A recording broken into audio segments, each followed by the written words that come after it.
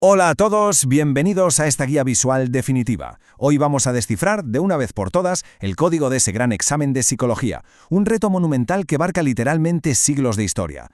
La clave para asegurar el éxito absoluto aquí no es empollar a ciegas, es la organización. Si logramos agrupar a cada autor principal en su corriente de pensamiento y en su siglo correspondiente, os garantizo una precisión quirúrgica en cada respuesta. Venga, vamos a meternos de lleno en esto.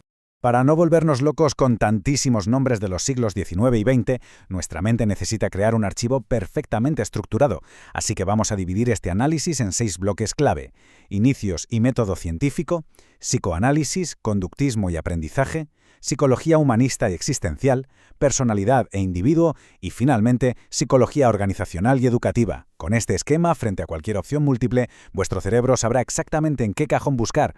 Arrancamos con el primer bloque. Inicios y método científico. Vamos a descodificar cómo la prueba suele evaluar esta metodología fundamental. Si en el examen os plantan a Wilhelm Wundt, el gran padre del estructuralismo del siglo XIX, o a su principal discípulo, Edward Titchener, ojo a las palabras clave. Hay que enfocar la atención como un láser en la palabra entrenada cuando os pregunten por su método de introspección. Además, una regla de oro inquebrantable en estos exámenes es que para Wundt la apercepción va literalmente siempre anterior a la percepción. Marcad eso y tendréis puntos regalados. Siguiendo con Wundt, recordad que él se centra muchísimo en la experiencia inmediata. Pero cuidado, ¿y si la pregunta da un volantazo hacia William James, el coloso del funcionalismo entre los siglos XIX y XX? Bueno, si aparece James, las respuestas ganadoras son clarísimas. La emoción depende directamente de los cambios corporales, y la conciencia fluye de forma ininterrumpida como una auténtica corriente de pensamiento. Y esto nos lleva a esos hitos fundacionales que hay que dominar sí o sí. Es como un rompecabezas histórico. En el siglo XIX, Francis Galton abre el gran debate de naturaleza y genética frente a crianza. Luego llega el matemático Quetelet y nos regala el concepto estadístico del hombre medio. Ya en el siglo XX, Alfred Binet y Theodore Simon cambian las reglas del juego evaluando la edad mental. Y para rematar, a finales del XIX, Hermann Ebbinghaus se pone a usar sílabas sin sentido para dibujar su famosísima curva del recuerdo. Espectacular, ¿verdad? Pasamos al bloque 2, el psicoanálisis. Aquí la prueba siempre va a intentar pillaros confundiendo a su gran creador con sus sucesores. Fijaos bien en este recorte de un examen real. Cuando hablemos del gran padre del psicoanálisis en el siglo XX, Sigmund Freud, el punto crucial es recordar que su inconsciente está gobernado estricta y únicamente por el principio del placer. Y un apunte súper importante: cualquier pregunta sobre la neurosis en Freud indicará sin falta que los síntomas son un sustitutivo de esa satisfacción libidinal que ha sido prohibida. Tal cual. Es vital contrastar a Freud con sus rivales. Mientras Freud va a tope con la libido y los sueños, Carl Jung monta su propia psicología analítica en pleno siglo XX. Si veis a Jung en las opciones, tenéis que hacer match inmediato con 3 conceptos: los arquetipos del inconsciente colectivo, el indispensable proceso de la individuación y su famosísimo test de asociaciones verbales. Dentro de esta misma corriente, nos topamos con Alfred Adler y su psicología individual. Ojo aquí, porque su terapia es muchísimo más activa que la freudiana y se centra en el estilo de vida. Y un aviso para navegantes: autores gigantes del siglo XX, como el estructuralista Jacques Lacan o la psicoanalista interpersonal Karen Horney, suelen aparecer en estas pruebas meramente como distractores. Los ponen ahí para generar dudas. Si los ubicáis bien, podréis descartarlos sin pestañear. Llegamos a nuestro tercer bloque, y uno de los más potentes: conductismo y aprendizaje. Aquí la clave es seguir de memoria su rígida evolución cronológica. Atención a esta cadena de autores del siglo XX porque es inquebrantable. Todo arranca con el ruso Iván Pavlov, centrándose en los reflejos innatos. De ahí saltamos a Edward Thorndike y su famosísima ley del efecto. Luego llega el radical John B. Watson asumiendo que el organismo es meramente reactivo. B.F. Skinner toma el relevo formulando la conducta operante. El neoconductista Clark Hall busca obsesivamente la reducción del impulso. Y finalmente, Edward Tolman rompe un poco el molde, introduciendo variables cognitivas brillantes como los mapas mentales o cognitivos. Es una carrera de relevos perfecta.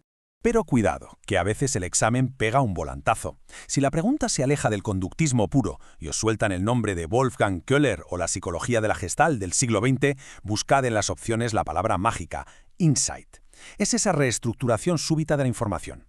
Y ya que hablamos de procesos mentales, si os preguntan por el desarrollo del aprendizaje infantil por etapas, la respuesta infalible será el estructuralista cognitivo Jean Piaget.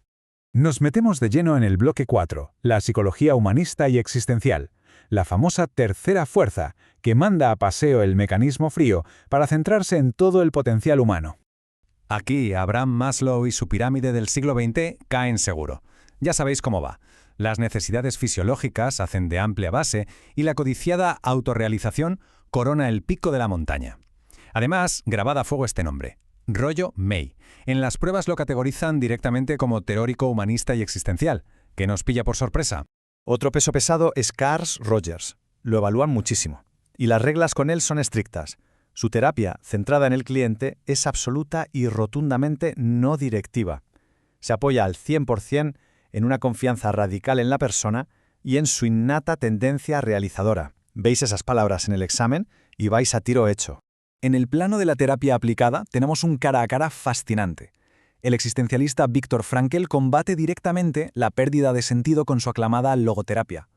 Por el contrario, el gran Albert Ellis desmonta nuestras creencias irracionales analizando esa autocharla interna dentro de su terapia racional emotiva. Un pequeño truco: el autor europeo Ludwig Binswanger suele estar en las opciones solamente de relleno como distractor. ¿Avisados quedáis? Vamos a por el quinto bloque: personalidad e individuo. Aquí es donde las teorías de los rasgos y las tipologías físicas dominan las opciones múltiples. Os recomiendo de verdad memorizar esta matriz de autores del siglo XX tal cual. Gordon Allport clasifica metódicamente los rasgos en cardinales, centrales y secundarios. Raymond Cattell se va por lo preciso y confía en el análisis factorial. Y William Sheldon se fija en la anatomía, creando somatotipos. Asocia el temperamento histerotónico con el endomorfo y el cerebrotónico con el ectomorfo. Parece un trabalenguas, pero conocerlo salva exámenes. Ojo a este fragmento real, que no os cuelen una pregunta trampa. Resulta que Hans Eysenck, fundamentado en una visión puramente biológica y psicométrica en el siglo XX, y el propio Carl Jung, desde el psicoanálisis, comparten curiosamente un concepto muy preciso: la extraversión. Son mundos distintos, pero en esto coinciden de pleno. Y llegamos por fin al sexto y último bloque: psicología organizacional y educativa. Vamos a amarrar esos puntitos finales de las áreas aplicadas. En las teorías organizacionales clásicas de principios del siglo XX, Max Weber es vuestra respuesta indiscutible si mencionan la burocracia. En la otra cara de la moneda está Frederick Taylor, el arquitecto de la ordenación científica del trabajo, buscando maximizar la productividad a toda costa. Y Douglas MacGregor con su teoría X e Y, pues astutamente en estas pruebas suele actuar como el señuelo perfecto. En el ámbito educativo, el protagonista absoluto del siglo XX es David Ausubel. Él es, literalmente, la respuesta definitiva del examen para el aprendizaje significativo, y es clave para entender el concepto de transferencia, que básicamente explica la influencia vital que tiene lo que ya hemos aprendido sobre cómo asimilamos la nueva información. Vale, recapitulemos con la gran regla de oro de este análisis. Si el día del examen estáis frente a una pregunta sobre una teoría específica y os quedáis un poco en blanco, respirad. Simplemente intentad identificar la corriente del autor. Si recordáis que era un neoconductista o un psicoanalista, la lógica os permitirá tachar y eliminar al instante la mitad de las opciones incorrectas. Así de sencillo. Si lográis vincular a estos grandes genios con sus corrientes estructurales, habréis hackeado el examen por completo. Vuestra mente lo tendrá todo empaquetado y listo para clasificar cualquier respuesta con certeza. Así que, con todo este mapa mental sobre la mesa, decidme, ¿qué corriente psicológica vais a fijar primero en vuestra memoria hoy mismo? A por todas y muchísimo éxito dominando esa prueba.